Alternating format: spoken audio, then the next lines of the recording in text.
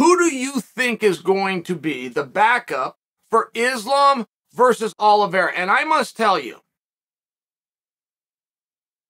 the idea that Volkanovski said it's him and demanded it's him and was ready to go. There's reports coming out that he can't fight because he's got a bad hand. I mean, this whole thing, and he said, by God, I'm going to be there. He didn't ask anybody for a pay. He said, I'm going to be there. As though he's going to book his own plane ticket and he's going to barge into this thing. I get that's not how it works. I don't know. We have nobody else, guys. We don't do backup every single time. And I wish that we did. And I wonder how much we, the audience, know about that.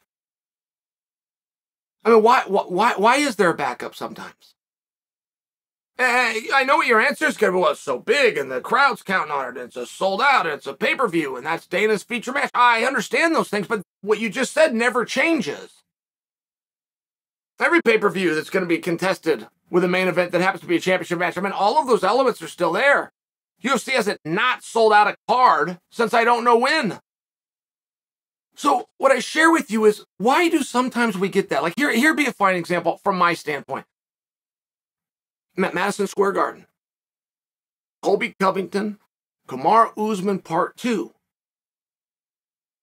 I don't get assigned the weigh-in show, but Ariel does. And Ariel texts me at 9:15 in the morning that Luque just came on the stage. We weren't told that Luque was the backup. We were never told.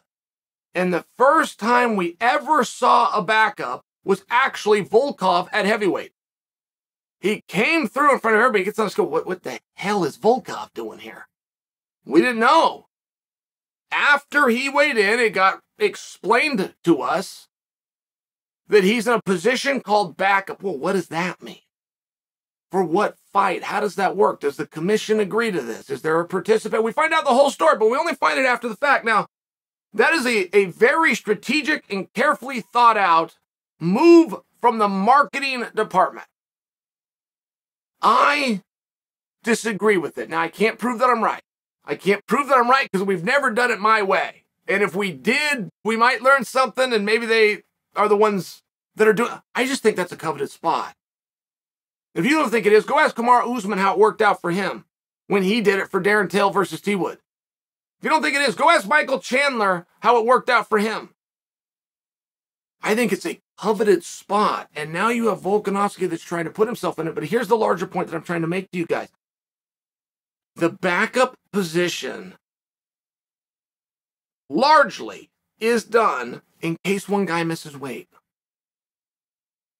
Now, sure, if you have a guy and he knows and he's training and you know what happens in this sport all the time, we don't usually refer to it as a backup guy, even if it was. We just refer to it as a last-minute replacement. And a lot of times we wouldn't turn to this mythical person. When we're actually confronted with that, we will grab somebody that was already on the card and we will move them up.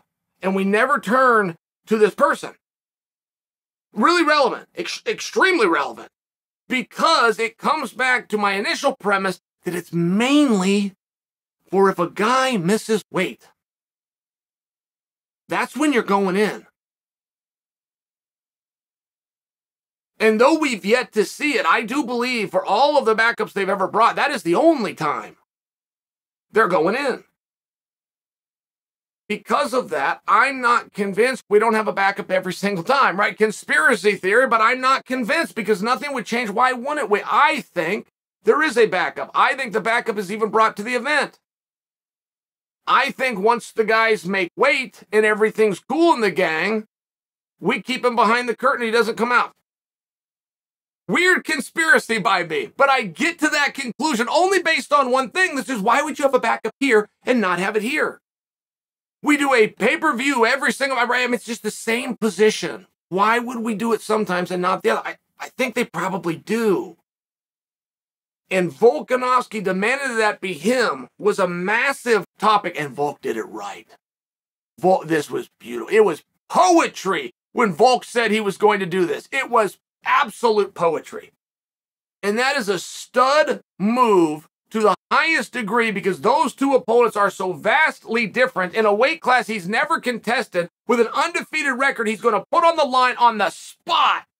By the way, allegedly with a bad hand. I mean, it was such an, and it wasn't a bluff. Oh, Volk wasn't looking for headlines. Volk was letting you know. But that died down. That is a topic that died down. It's nowhere.